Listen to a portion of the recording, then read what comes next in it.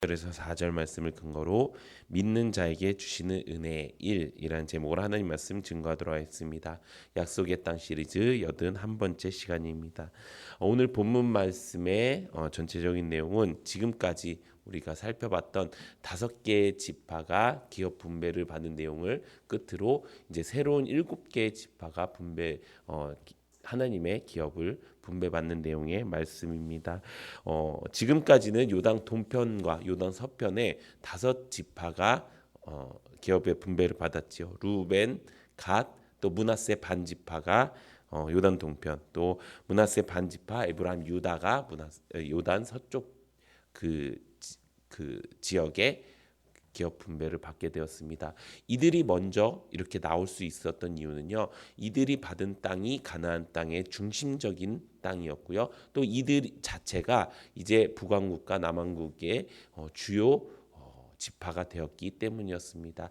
그리고 나서 이제 나머지 7지파가 남았는데 문제가 하나가 있습니다. 그들이 그 기업을 같이 받았어야 되는데 이들의 기업 받는 일들이 늦춰지게 된 것입니다. 왜 그렇게 됐을까요? 3절에 보니까 여호수아가 이스라엘 자손에게 이르되 너희가 너희 조상 하나님의 여호와께서 너희에게 주신 땅을 점령하러 가기를 어느 때까지 지체하겠느냐. 지금 이스라엘 백성들은 하나님의 능력에 따라서 가나안 땅을 정복해 나갔지요. 그래서 승승장구로 큰 전투에도 승리하고 여러 전투에도 하나님의 능력이 발휘되어서 그 땅을 계속 점령하고 있었어요.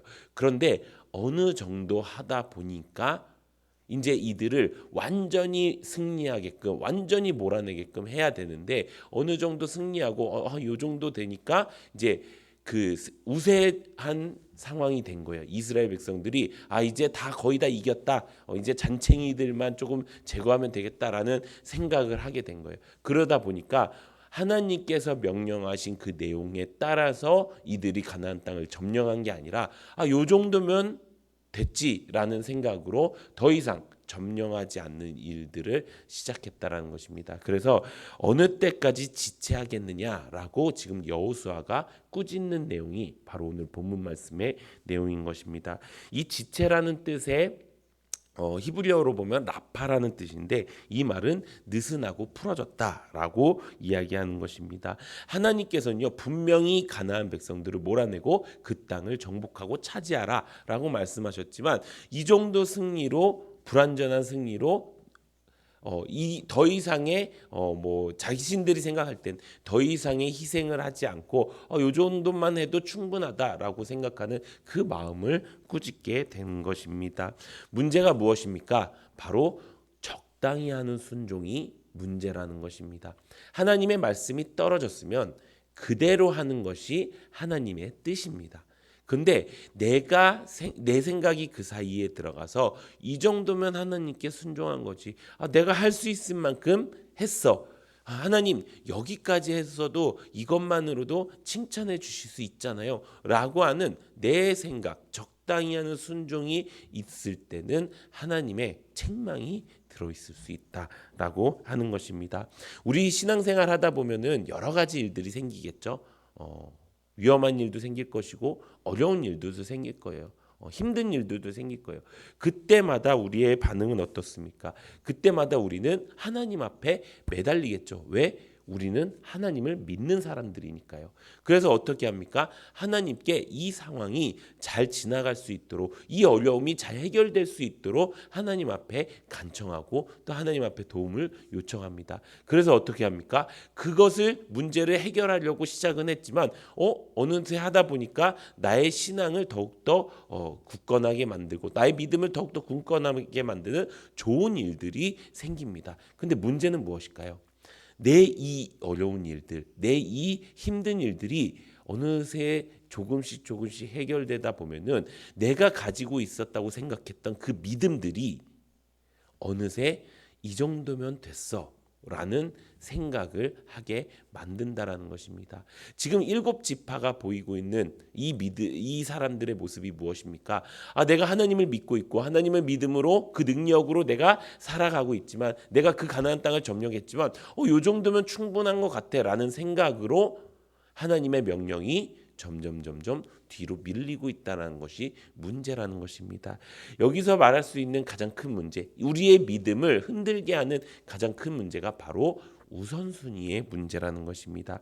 우선순위라는 건 뭐예요? 내가 우선적으로 여기는 게 무엇인가를 보는 거예요. 근데 내 삶의 우선순위, 내 삶의 주체가 나라면 내가 아무리 열심히 예수님을 믿고 내가 아무리 열심히 하나님의 일들을 한다고 하더라도 그 우선순위가 바뀌지 않는 한 내 안에는 그 믿음이 생기지 않는다라는 것입니다. 내가 하나님을 믿고 있는 것 같아요. 근데 그것은요, 내 일을 해결하기 위한 믿음인 거예요. 진짜 하나님만을 온전히 의지해서 믿는 게 아닐 수 있다라는 것입니다. 그 어느 때 알 수 있어요? 지금 제가 말씀드린 것처럼 나에게 어려움이 생기고 힘든 일이 생겼을 때 하나님을 믿는 믿음이 더 강해지는 것 같고 더 열심히 하나님을 붙드는 거, 거기까지는 누구나 다 하는 거예요. 근데 그 이후에 내 일이 다 끝났어도 내 굳건해진 그 신앙이 계속된다면 그 사람은 그 믿음으로 살아난 거예요. 근데 그 믿음이 이제 내가 힘든 일 지나가고 어느 정도 이제 숨 쉴만 하니까 이제 그 믿음이 다시 시들시들해진다면 그것은 어쩌면 그 믿음이 진짜가 아니라는 것입니다. 문제는 우선순위의 문제예요. 모든 사람들이 자신의 주체일 수밖에 없게 살아가요. 왜? 우리는 이 세상의 풍조에 따라서 살아갈 수밖에 없도록 태어났으니까요. 왜 그렇게 태어났을까요? 우리는 원래 하나님의 완벽한 존재로 태어났습니다. 그래서 하나님께서 우리를 위해서 아름다운 세상을 만드시고 이 땅을 다스리고 또 정복하도록 만들어 주셨어요. 근데 하나님 안에 있을 때는 그게 가능했어요. 그게 하나님이 돌보심이고 하나님이 우리를 보호하심이에요.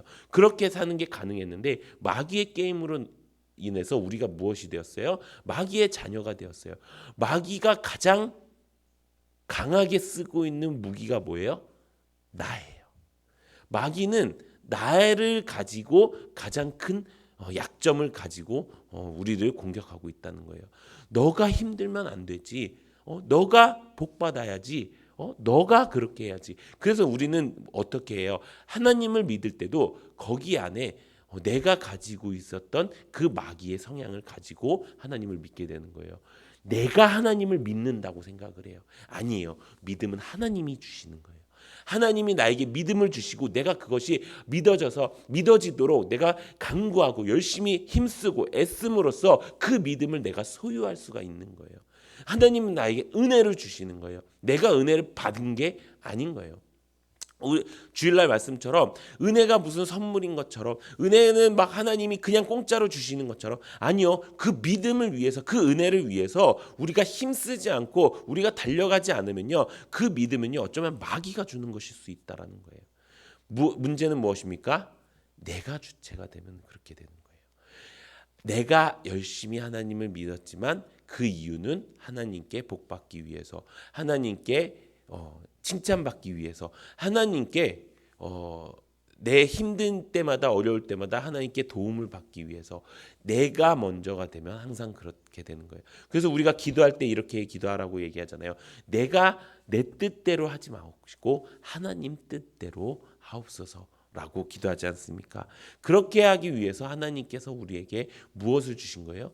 은혜라는 걸 주신 거예요. 그 은혜를 얻기 위해서 우리에게 주신 게 뭐예요? 우리가 지금 계속 말하고 있는 말씀이에요. 말씀을 읽으면 읽을수록요, 우리는 하나님을 알게 된다고 이야기하잖아요. 하나님을 알게 되는 방법이 뭐예요? 하나님을 알게 되면 어떻게 돼요? 하나님이 나를 왜 지으셨는지, 어떻게 만드셨는지, 또 내가 지금 어떤 상태인지를 알게 되는 거예요. 말씀이 안 들리고 말씀이 힘든 이유는요, 그것을 내가 주체이기 때문에, 왜 내가 그런 존재야? 왜 내가 그렇게 해야 돼?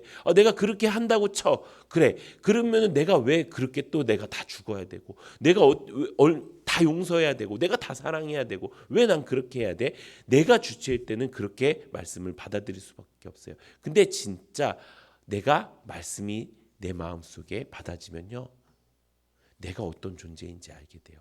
와, 나 큰일 날 뻔했구나. 와, 나 진짜 이렇게 살다가는, 와, 나는 열심히 살았지만 내 끝은 지옥이었겠구나 라는 생각을 하게 됩니다. 그 생각을 하게 하시는 이가 누구예요? 내 안에 계신 성령님이에요. 그래서 우리는 성령님을 달라고 끝까지 간구하면서 기도해야 돼요. 기도하면 성령님을 주십니다. 그 기도를 통해서 내 안에 성령님이 내 마음을 감동시켜서 내가 주체가 아니지 내 안에 계신 예수를 사는 거지.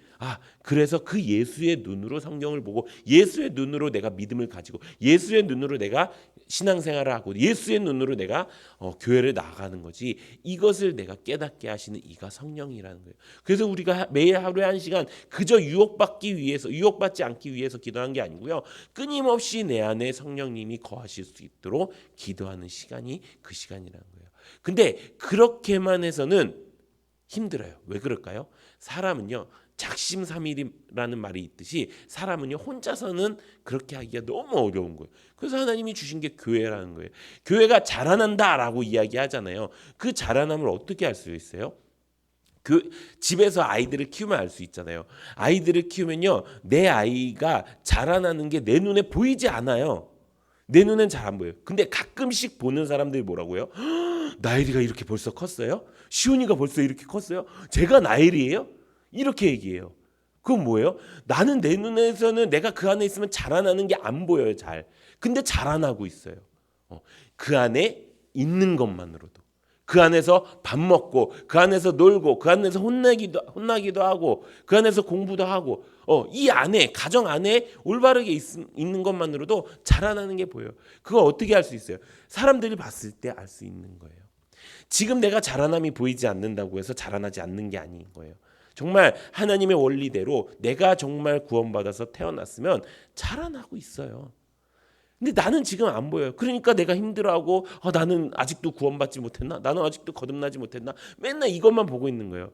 근데 혹시 만약에 그게 너무 힘들고 어렵다면은 다른 분들한테 물어보세요. 내가 자라난 것 같은가요?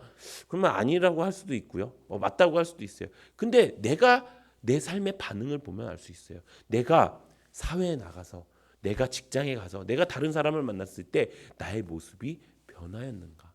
내 모습이 하나님 믿는 사람처럼 되었는가? 그런 것들을 보면요, 자랐구나 라고 이야기할 수 있는 거예요. 이게 하나님께서 우리에게 주신 은혜의 수단인 거예요. 너무 감사하지 않습니까? 답을 주신 거예요. 세상에 보면요, 이렇게 요즘은 쇼츠라고 하죠. 그런 걸 보면요, 돈 버는 방법, 주식 잘하는 방법, 아이 잘 키우는 방법, 그 상사에게 이쁨 받는 방법, 이런 수만 가지 방법이 막 그런 쇼츠로 막 올라와요. 신기한 것도 되게 많아요. 요즘 MZ 세대와 대화하는 방법, 막 이런 것들 정말 많아요. 그런 수만 가지 방법, 이게 다 맞을까요? 그냥 자기들이 생각해서 만든 거예요. 막 공감도 하고 좋아요도 누르고 그래요. 근데 진짜 그 답은 뭔지 아무도 몰라요. 이게 맞는 사람도 있고 틀린 사람도 있을 거예요. 근데요, 성경은요, 말씀은요, 맞는 사람 틀린 사람이 있는 게 아니고요, 믿는 사람과 안 믿는 사람이 있는 거예요. 믿는 사람은요, 그 말씀이 실제가 되는 거고요, 안 믿는 사람은 아무리 많이 읽어도 그 말씀이 실제가 안 되는 것입니다. 사랑하는 성도 여러분, 우리에게 주신 것이 너무나 명확하지 않습니까? 그것을 우리가 알고 우리가 그 은혜대로 나아갈 때 우리는 하나님의 믿음을 가질 수 있는 사람이 되는 것입니다. 사랑하는 성도 여러분, 오늘 말씀을 통해서 우리가 깨닫는 것이 무엇입니까? 어느 정도 됐다고 해서 이 정도면 됐지라고 생각하는 것은 내가 주체가 되었기 때문이에요. 하나님이 명령하신 것을 끝까지 지키는 것이 하나님이 주체가 된 사람입니다. 우리 모두가 하나님이 주신 그 은혜의 수단, 이 성경과 성령과 교회를 붙들고 하나님이 명령하신 것을 끝까지 매일매일 지키면서 살아가는, 그래서 우리 인생에 더 이상 어려움도 없고 두려움도 없고 슬픔도 없고 걱정도 없는 그 축복의 삶을 살아가는 우리 모든 성도님들 되시기를 예수님의 이름으로 축원합니다. 이 시간